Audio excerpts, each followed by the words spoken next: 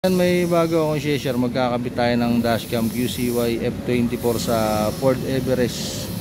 Ayan, 2025 na Ford Everest kakabitan natin. Lalagay natin dashcam QCY F24. Easy installation lang yung gagawin natin, DIY tutorial. Ito yung laman sa box ng QCY F24. Meron siyang rear view mirror dashcam, ayan, front camera. Tapos may kasamang dalawang rubber clips, nilagay ko na sa kanya. Ipit natin to rito. Dito natin nilalagay. Ipit lang natin yan, hindi natin naalisin to. Ipapatong lang. Tapos yung charger adapter nya, ito yung sinasaksak sa 12 volts port ng sasakyan. Ayan. Merong saksakan tong Ford Everest na dalawa. Isa rito. Ayan. Ayan yung nandito tsaka yung nandun sa may likod. Yun yung bilog.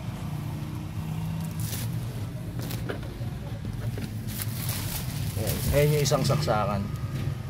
Ayan, dyan natin isasaksak. Tapos ito yung back camera nya. Ayan, kasama rin sa package itong back camera. Ito yung ikakabit natin sa likod. Nagre-record din to. Ayan, may connector yan, pag-iwalayin ko muna. May kasama rin siyang pandikit, yung dual adhesive tape.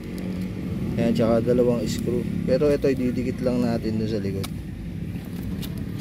Tsaka yung pry toolkit nya, yung pang sikwat sa mga gilid. Ayan, tsaka user manual.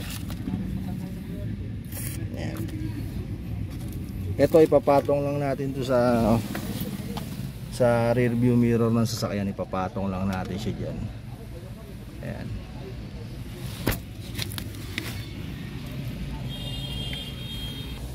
Ayan, naipatong na natin. Nipit lang natin yan ng rubber clips, dalawa. Ayan, nakakapit lang siya. Ayan, tapos meron pa yung plastic. Pwede nyo alisin na yung plastic para mas malinaw yung salamin. Ayan, may plastic pang isa. Ayan. Tanggalin nyo na rin para mas malinaw. Tapos ang sunod natin ilalagay, ito yung charger adapter. Ayan, sinasaksak yan dito sa taas. Ayan, kabit na natin. Ayan, ganyan yung ginawa ko. Sinaksak ko muna siya rito, tapos pinagapang ko rito sa taas. Yung pry toolkit na kasama nya, isundot nyo lang rito para pumasok yung wire. Ayan. Tapos dito sa taas, pinagapang ko pa ganun. Tapos pagdating dito, ilusot nyo rito. Ayan, nailulusot naman yung wire dyan. Tapos dito, inangat ko to. Ayan, igaganon nyo lang yung rubber. Ayan, iaangat tong rubber na to. Ayan, pasok nyo dyan yung wire. Ayan, tapos pagdating dito, lusot ulit. Ayan, nalulusot dyan yung wire. Ayan. Ayan, tapos dito na tayo sa susunod na pinto. Ayan, nakapasok yung wire dyan. Ipasok nyo lang na ganun. Hindi nyo na kailangang alisin tong goma. Ilusot nyo lang kasi maluwag naman. Ayan, gaganon nyo lang siya, pa-slide. Ayan, maluwag naman dito, kaya hindi nyo na kailangan angatin yung rubber tulad sa ibang sasakyan, inaangat pa. Ito kahit ipasok nyo lang. Ayan, papunta tayo ron sa may saksakan. Ayan, ayan, pinagapang ko na rito. Tapos andito na tayo. Ayan, sinaksak ko na yung yung saksakan nya. Sasaksakan natin yan. Saksakan nyo na siya dyan. Ayan, tas dito inangat ko tong rubber para maipasok ko rito yung mga sumobrang wire. Ayan, dyan ko tinago yung mga sumobrang wire. Ayan, lagyan nyo ng konting allowance yung wire para hindi siya banat. Ayan, ayan, nilagyan ko ng allowance para hindi banat. Tapos ito, ibalik nyo na ulit yung rubber. Malambot lang naman yung rubber nya. Ayan, bali ganyan yung ginawa kong pagkakasaksak sa kanya. Ayan, nasa inyo naman yun kung saan nyo gustong paanoin yan. Ayan, okay naman yan, di maiipit yan. Ayan, tapos sunod na tayo yung back camera na ikakabit natin. Ito sa back camera naman tayo. Ayan, sinaksak ko naman ulit yan siya dyan. Dito naman sa pangalawa. Tapos angat ulit dito sa taas. Ayan, pasok nyo dyan yung wire pag ganun. Ayan, tapos ito na yung wire. Ayan, yung wire na mahaba yan. Ayan, pasok nyo na ulit dyan. Kunin nyo yung pry toolkit. Ayan, sundot nyo lang na ganun, pasok nyo, tulak nyo rito pag ganun, tutulak nyo lang paloob na ganun yan. Ayan. Tapos pag ganun, tapos pasok ulit dito sa rubber. Dito ulit pinagapang sa kaliwa para isang annual lang. Ayan. Pwede naman dun din sa kabila, sa kanan, pwede nyo rin pagapangan yan dyan, papuntang likod. Ayan, dito ko pinagapang sa kaliwa. Ayan. Tapos pasok nyo na ulit yung wire dito, pag ganun, papuntang likod. Ayan, dito na tayo. Ito, pasok nyo ulit dito yung wire sa taas. Ayan na, ipapasok na medyo mahirapan kayo dito, medyo mahirapan kayo rito. Ayan, pasok nyo dyan sa loob. Ayan, sundutin nyo lang ng pry toolkit. Tapos dito na tayo sa likod. Ayan, ganun mo lang, susut mo lang ng pry toolkit. Ayan, papuntang likod. Ayan, pagapangan nyo lang. Ayan. Ayan, dito na tayo sa pinakalikod. Ito, dito na tayo. Ayan. Ayan na yung wire. Ito na yung wire. Yung mahabang wire yung sumobra. Etong red wire na to, hindi na natin to gagamitin. Ayan. Ito red wire. Bali ito, puputulin ko na, tapos ititape ko kasi hindi na natin gagamitin. Meron ng reverse cam si sir na pag umatras makikita. Kumbaga itong dashcam na ikakabit natin para record lang front and back camera. Ayan. Ayan, ganyan yung ginawa ko dun sa back camera. Ayan, dinikit ko muna rito sa taas. Ayan. Dinikit ko lang yan ng dual adhesive tape. Ganyan yung pagkakaano niya, kailangan medyo nakayuko siya para pag binaba yung pinto, tutok pababa. Kaya kayo yung mag-a-adjust kung gaano kataas, gaano kababa. May adjust naman dito sa gilid, dito video. Luwagan nyo lang yan na ibababa na itataas yan. Yan, ganyan lang yung ginawa ko. Ayan, hindi ko na pinasok sa loob, hindi ko na binaklas yan. Ganyan lang yung pag-i-install ko. Ayan, tas ito ipapasok ko na rito sa loob. Ayan, nakaganyan siya. Ayan, lagyan nyo rin ng konting allowance yung wire para hindi banat. Ayan. Ito namang install na to, madali lang. Para lang wala nang baklasin.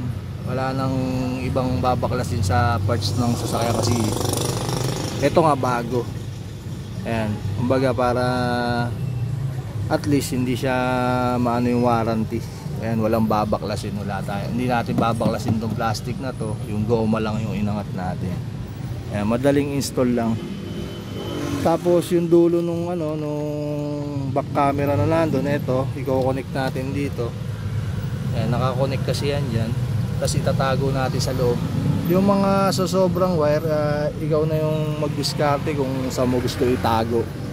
Etong mga sobrang wire na to, dito ko na lang rin siguro ilalagay sa kesame. Maluwag naman yung kesame nito. Diyan ko na lang ipapalusot yung mga sobrang wire. Kayo kung gusto nyo dito sa gilid. Ayan, pwede rin dito sa baba, mas maluwag dito. Kaya pagapangan nyo na yung wire pag ganun, tapos tago nyo rito yung mga wire. Ayan, i-connect na natin to. Ayan, ganyan yung ginawa ko. Kinonek ko siya, tapos binalutan ko na electrical tape para di mahugot. Ayan. Tapos ito yung red wire, pinutol ko na siya. Tapos binalutan ko na electrical tape para hindi mag-grounded. Tapos ito, inangat ko tong rubber na to ng konti para maipasok ko yung wire dito sa loob. Ayan. Ayan, diyan ko pinasok yung ano. Tapos kailangan itong wire na to pa ganun sa loob, wag sa likod kasi pag sa likod, pag kinaros mo mapapasukan ka ng ulan, iipit yung wire pag sinara mo yung pinto. Kailangan nandito nakaganon para kung sasara mo man yung pinto, nasa loob lang yung wire, wala sa labas.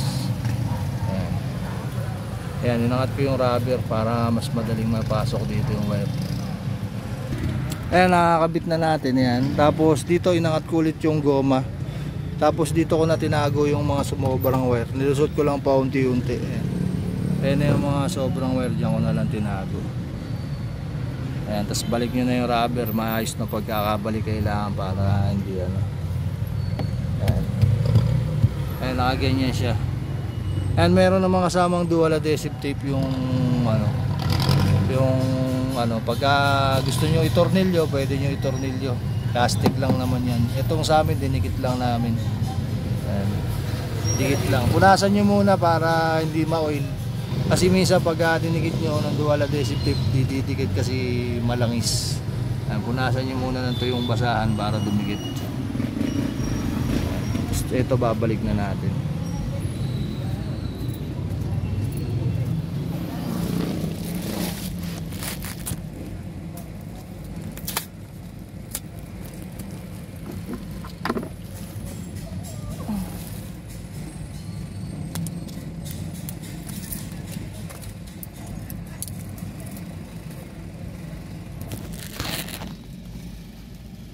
Dito natin lalagay yung memory card sa ibabaw. Yan. Yan yung lagayan ng memory card. Pipindutin nyo lang siya, mag-i-insert na siya. May pan-pindot. Wala ako. Yan. And tapos i-on na natin yung sasakyan. Tingnan natin kung ano yung kuha niya sa likod tsaka sa harap. Ayan. Pag pinindot nyo yung sasakyan, ayan. Pag in-on nyo yung sasakyan, automatic mag-on na rin siya. Ayan. Ayan. Bali format memory card kasi bago pa lang. Ayan yung front camera nya. Ayan, medyo tinamaan lang yung plastic dito. Ayan. Ayan, naigagalaw up and down. Pag gusto nyo tingnan yung back camera nya, swipe nyo lang. Ayan, yung back camera nya, kuha nya sa likod. Ayan, naigagalaw din up and down. Ayan, pwedeng double sila. Ayan, front and back. Ayan, front and back camera. Ayan yung kuha sa likod, din ito yung kuha sa harap. Likod, harap. Ayan, front and back camera na siya. Ayan, front, back. Pagka yung back na igagalaw, pwede mong taasan, pwede mong babaan. Ayan. Kita mo yung likod. Back camera nya. Tapos na-adjust din yung brightness.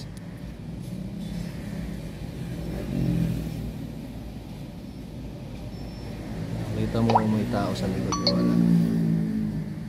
Yan, back camera yan. Ito front camera.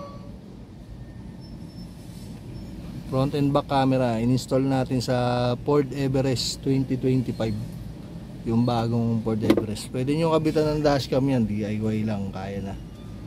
Yan. Easy installation lang yung ginawa natin. Kaya kahit sino kaya naman. Yan. Wala tayong binaklas, wala tayong ginamit lang natin yung pry toolkit. Pry toolkit lang yung ginamit nating tools.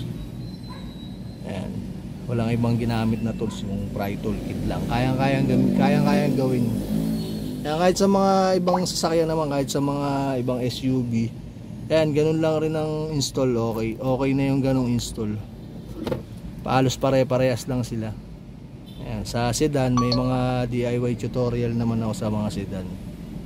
Ayan. Sa SUV medyo madali na ngayon kasi sa loob na natin kinakabit. Kahit nasa loob naman ng sasakyan yung camera, medyo malinaw pa rin naman. Ayan. Kita nyo naman yung kuha nya kahit nasa loob yung camera nya. Ayan, ganyan yung kuha nya. Kita pa rin naman. Di siya ganun kalabo.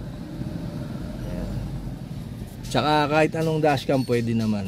Etong kinabit natin QCY F24. Ayan, pwede nyo kabitan ng mas malinaw QCY F11 Plus.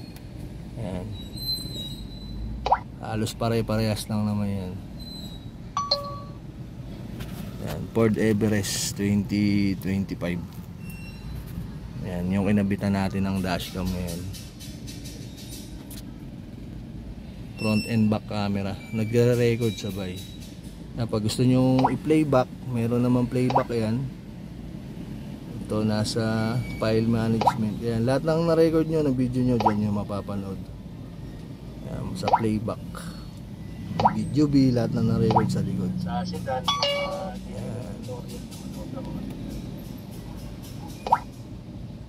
Pwede kayo mag-delete, pwede kayo mag-save. File recording. Brightness, na-adjust din yung brightness niya.